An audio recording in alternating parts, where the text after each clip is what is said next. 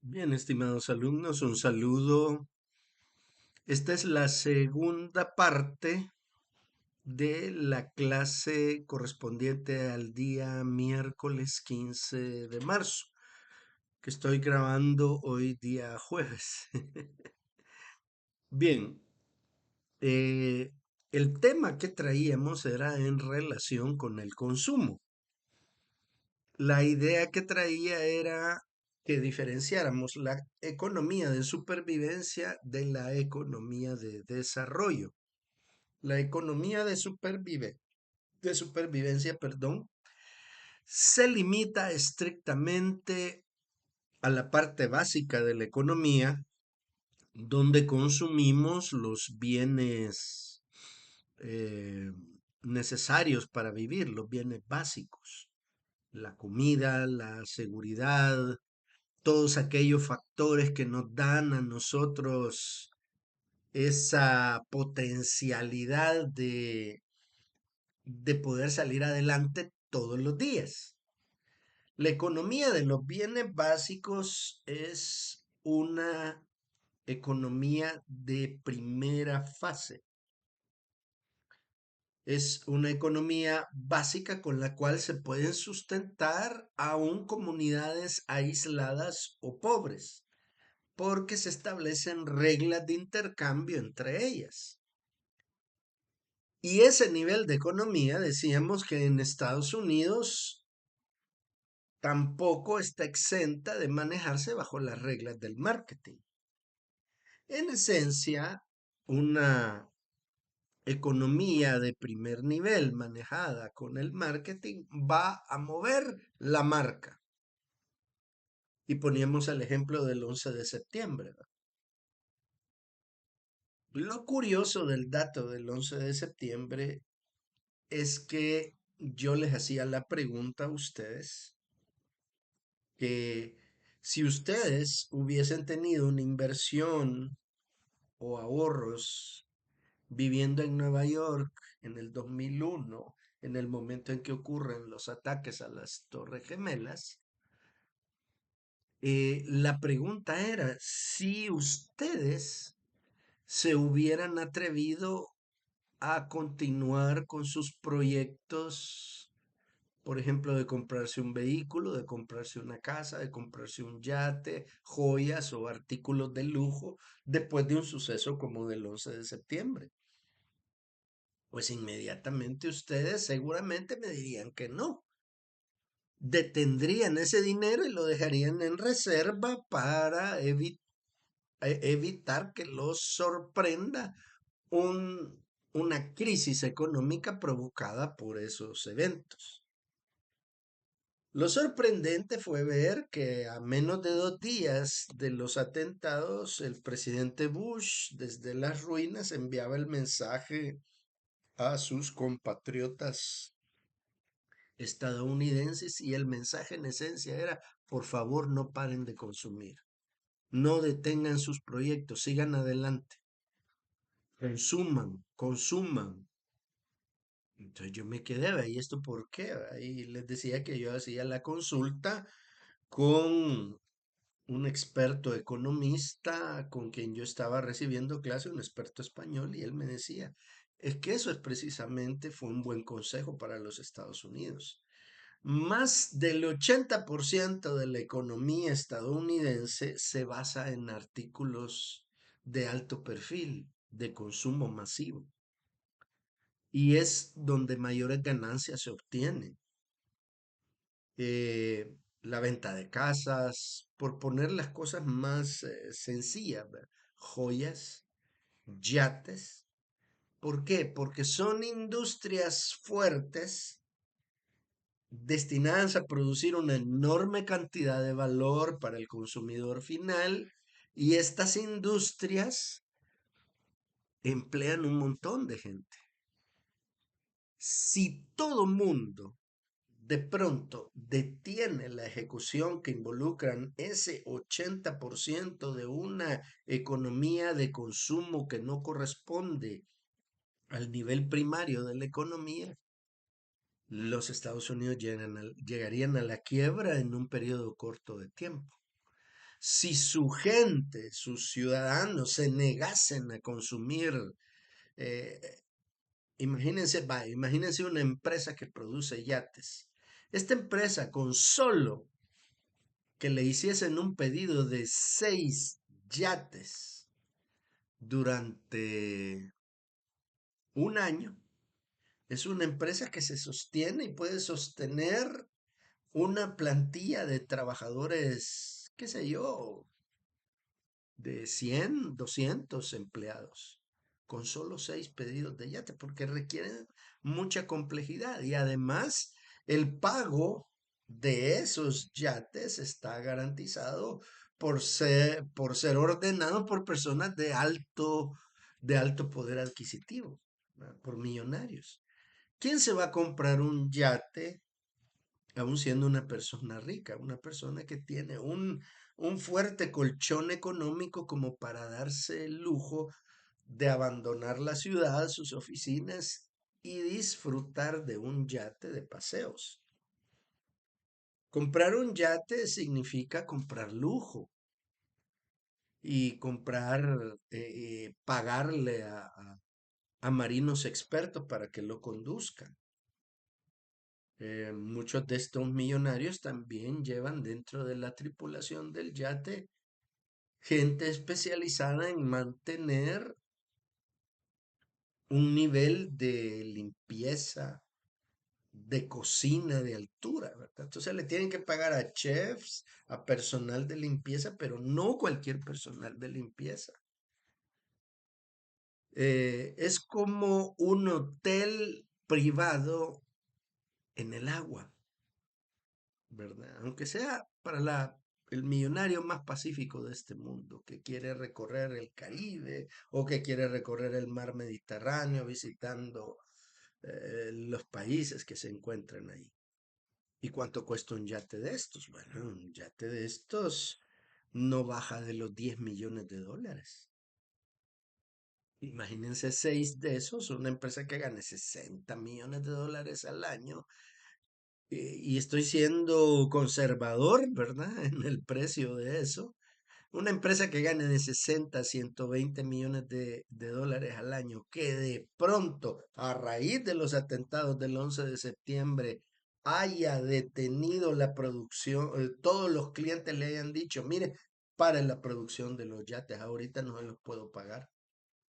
Es una empresa que en menos de un mes está en quiebra debido a los altos costos, a que no puede trabajar si no compra los materiales de lujo. Y en sí misma esta industria es una cadena, una cadena de servicios y de materias primas de lujo que recibirían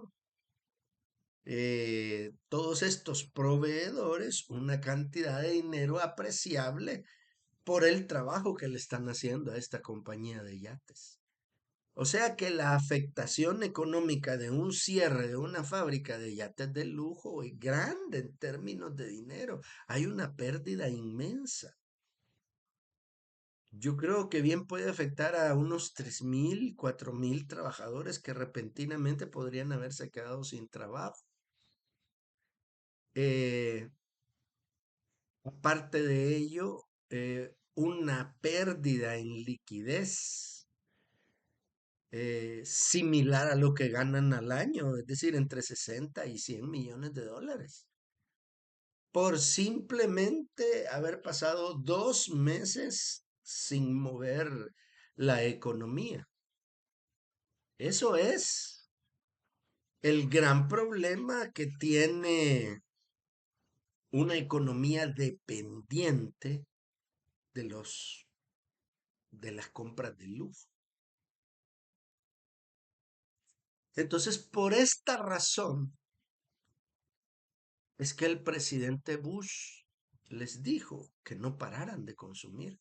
Porque si paran de consumir, la economía se detiene. O sea, en realidad fue un buen consejo, porque la economía de los Estados Unidos está fundada en un 80% de industrias de alto perfil económico, de industrias de autorrealización personal, de tecnología, de vehículos caros, de diversión, de turismo.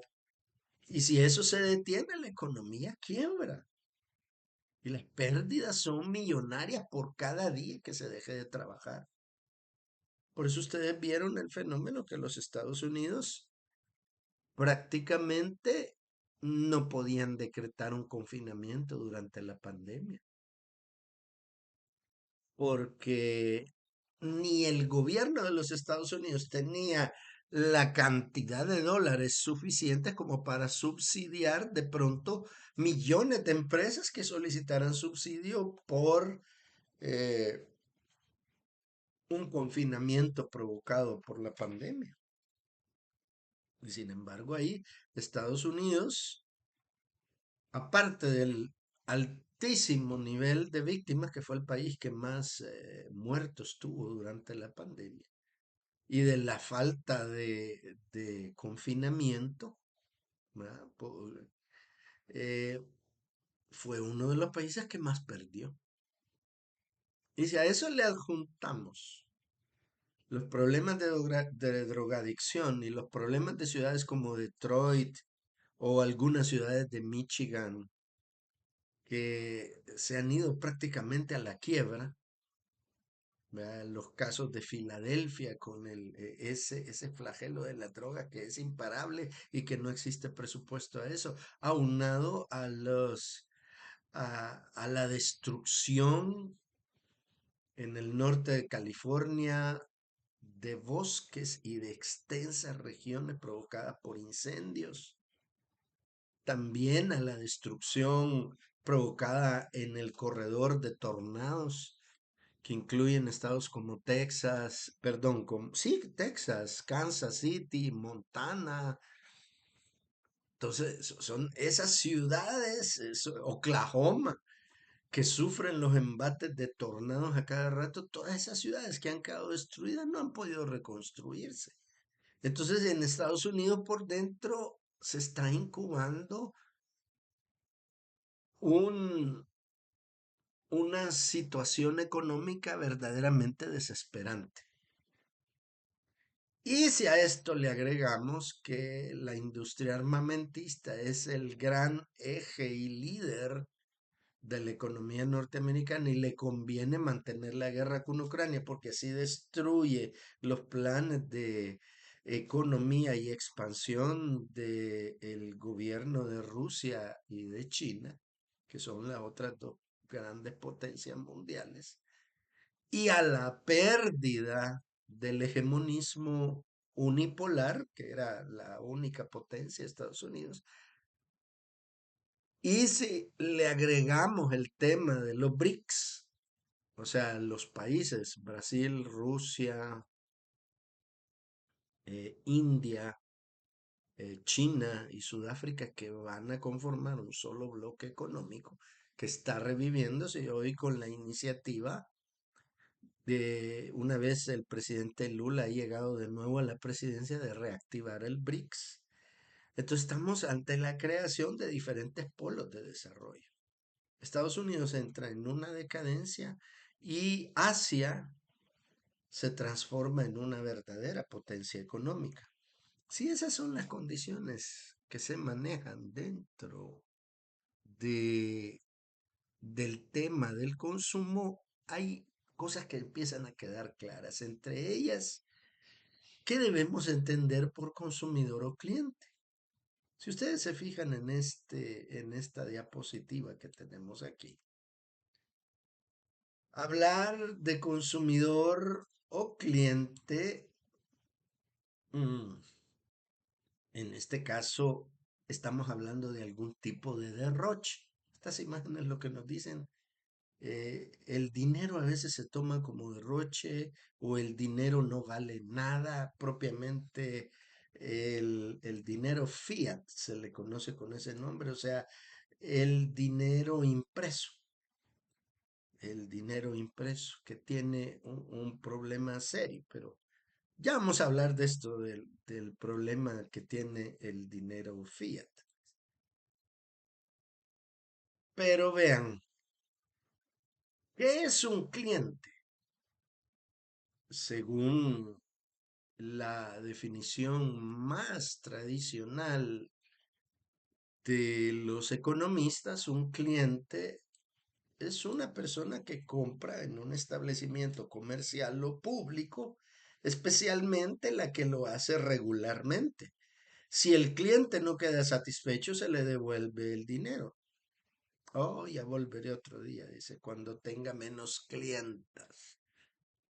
Eh, los clientes son más exigentes, requieren atención personalizada. Son personas que tienen un fuerte componente racional y alejan de sí el componente impulsivo. Como artículos de impulso, pues tratan de moderarse. ¿Por qué? Primero, a lo mejor por una costumbre. Las personas más maduras, y hablemos de madurez, personas arriba de los 35 años en adelante, suelen frenar sus impulsos de consumo.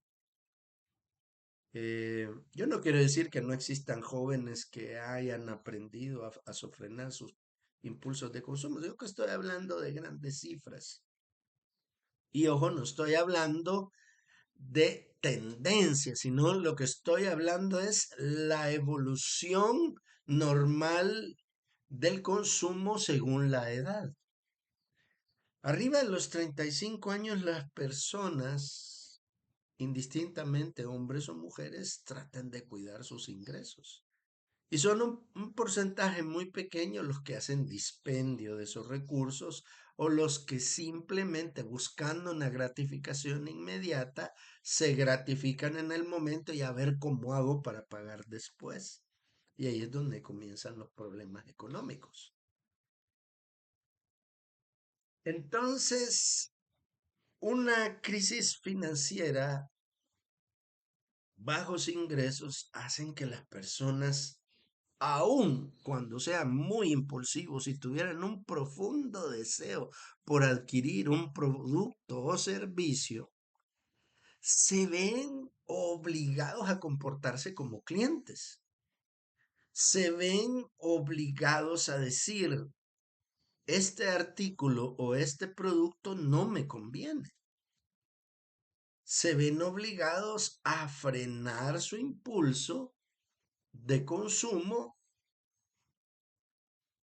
y a convertirse en seres más racionales a la hora de comprar.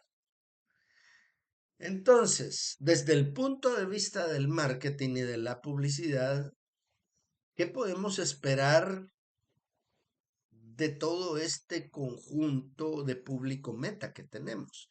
Que se comporten como clientes o que se comporten como consumidores. Si nosotros trazamos estrategias dirigidas a consumidores, probablemente tendremos problemas, porque no todos son consumidores. Veamos cuál es el problema psicológico que está detrás de esta palabra. Empecemos por definir qué es consumir. Vean ustedes en he buscado un diccionario de sinónimos. Y en este diccionario de sinónimos, acá abajo, ustedes pueden encontrar toda una serie de definiciones de lo que es consumir. Sinónimos. Consumir, agostar, agostarse, agotar, agotarse, apurar, carcomer, chupar, colectar, comer, concluir, corroer, debilitar, desaguar, desgastar, extenuar, fumar, gastar, incinerar, menguar, minar, producir, producirse, sorber, tomar, tragar, usar, usarse y utilizar.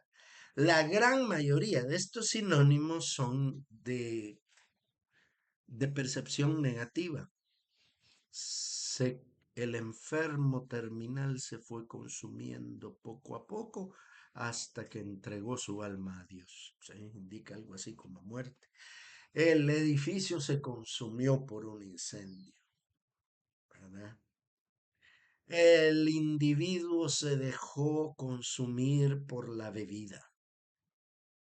O sea, el consumo es un gasto irracional y lo que nos dicen los sinónimos es que el tema de consumo estamos ante una persona que se le da un estímulo, que se vuelve un adicto a ese estímulo y que lo anda buscando por sobre todas las cosas, que no tiene más vida que conseguir ese consumo de producto.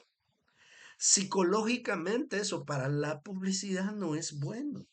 No es bueno pensar que nosotros tenemos que orientarnos únicamente a convertir a nuestros públicos metas en consumidores zombies, así como los de Filadelfia, que son drogadictos que no piensan, que no tienen el más mínimo nivel de raciocinio ni de discernimiento a la hora de manejar su dinero.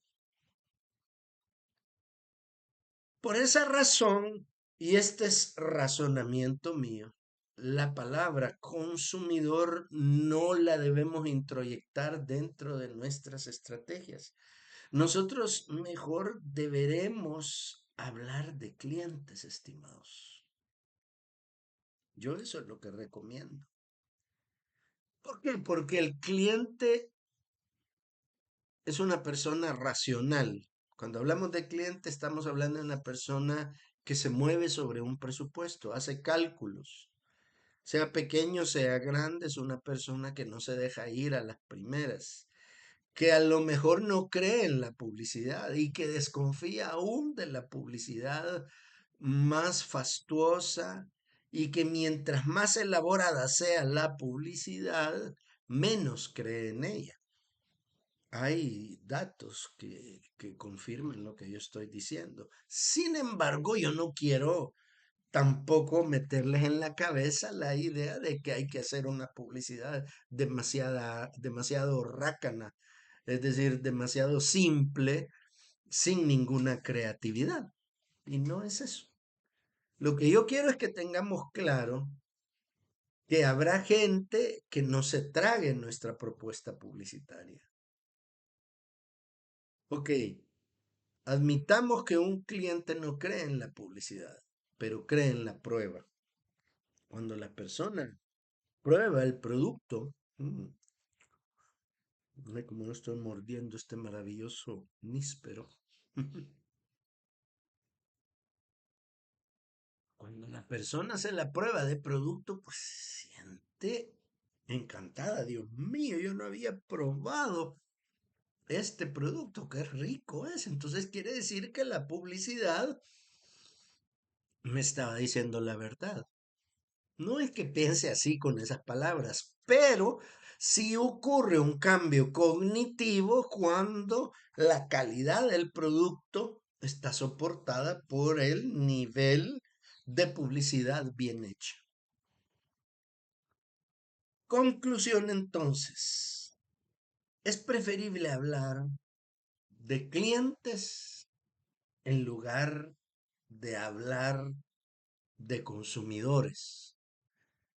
Es preferible hablar de personas que eligen sus productos porque son inteligentes que hablar de personas que únicamente se mueven por el impulso y hacia los cuales tenemos que construir una publicidad dirigida hacia los instintos básicos, ¿no?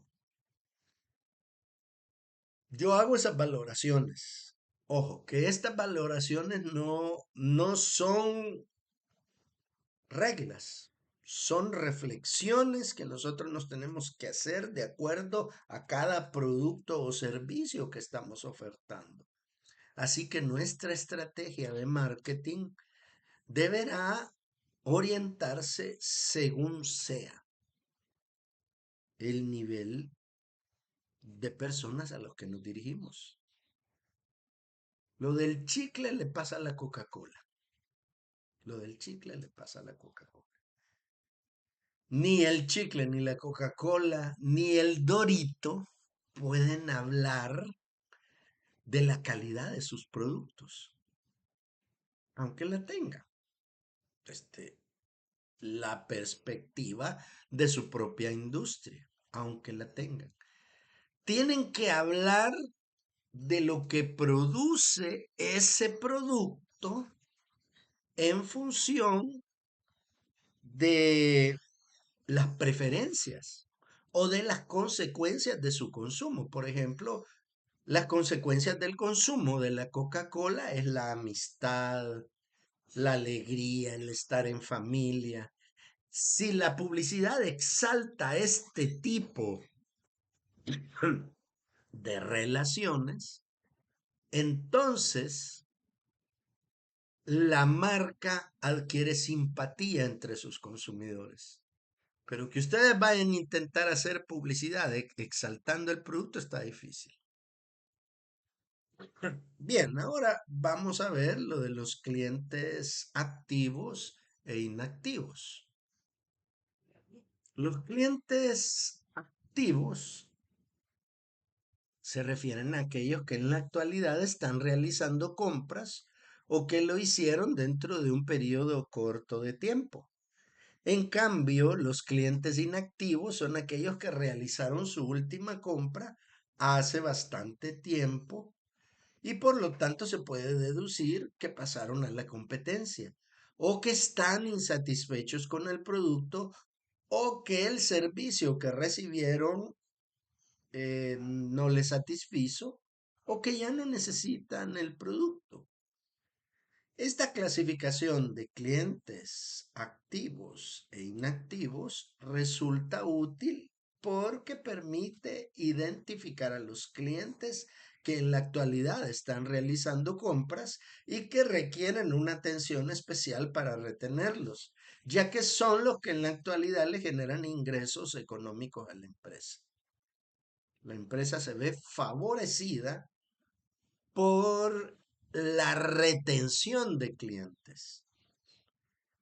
Es decir, si nosotros tenemos la mentalidad de ver a este público meta como clientes, pues nuestra estrategia será no lo debemos dejar escapar. Una vez que nos prueben, tenemos que buscar un vínculo a mediano y de ser posible a largo plazo, con ofertas, con comunicación, con la obtención de bases de datos de ellos, con, a veces, si es posible, hasta con llamadas telefónicas.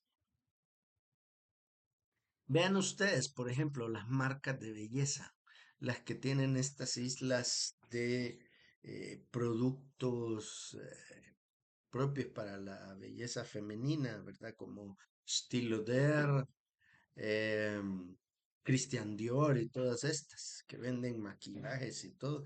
La forma de comercialización es una forma personalizada.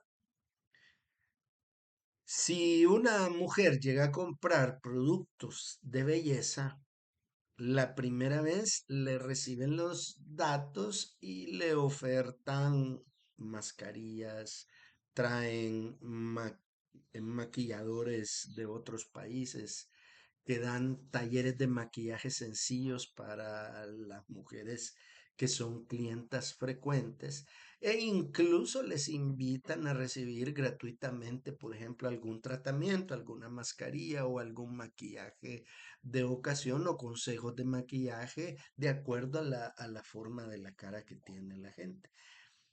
Esta relación personalizada es llegar a la raíz del marketing. Yo soy partidario del marketing radical. Este lo vamos a estudiar. Vamos a darle una miradita al marketing radical. ¿Por qué se le llama marketing radical?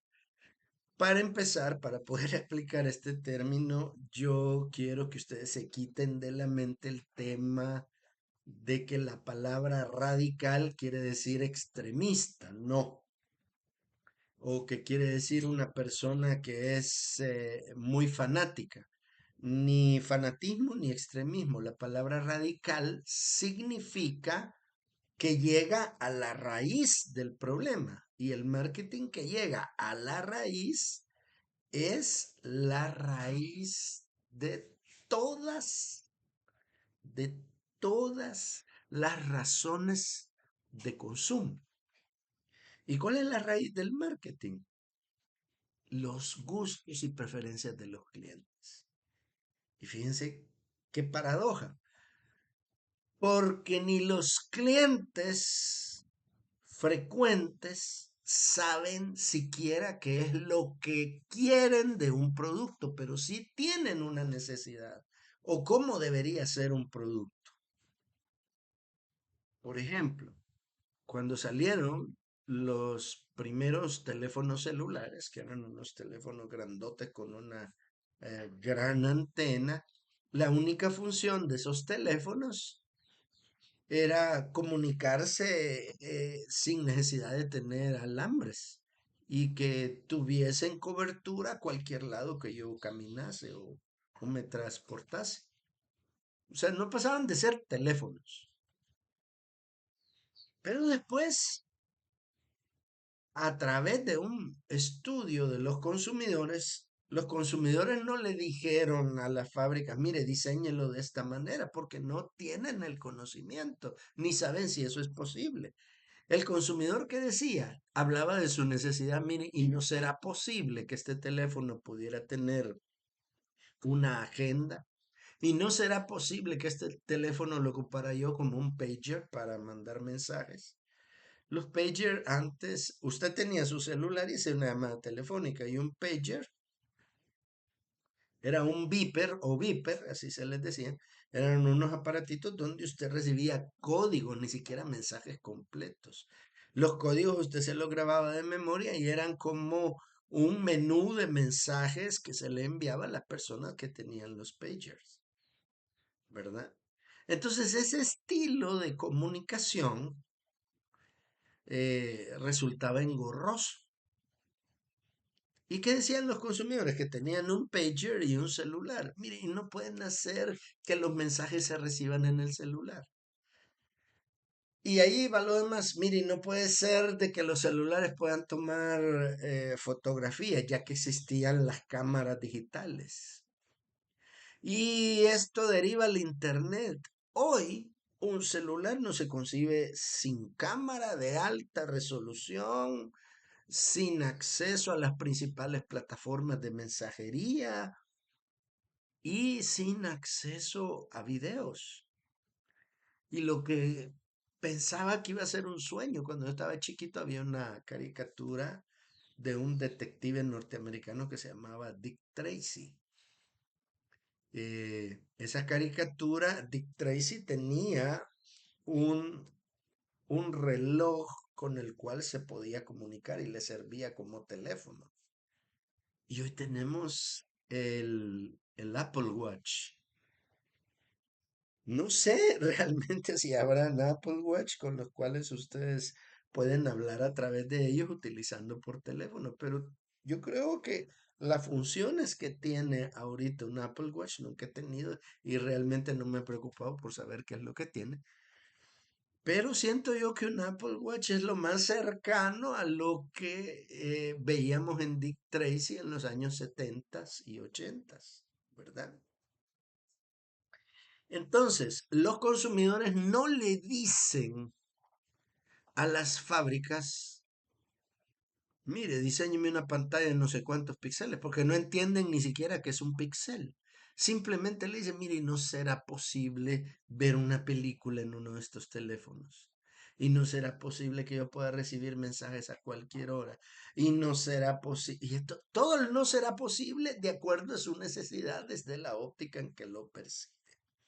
Por lo tanto, estratégicamente, la publicidad nuestra debe concentrarse más en los clientes, en sus necesidades y en la retención de los mismos, ¿verdad? Bien, estimados, hasta aquí pues llega el contenido de la clase del 15 de marzo. Este día más tarde, pues ya recibiremos nuestra clase normal sincrónica, ¿verdad? Y les dejo pues esta grabación para que no compensar pues mi ausencia del día de ayer miércoles.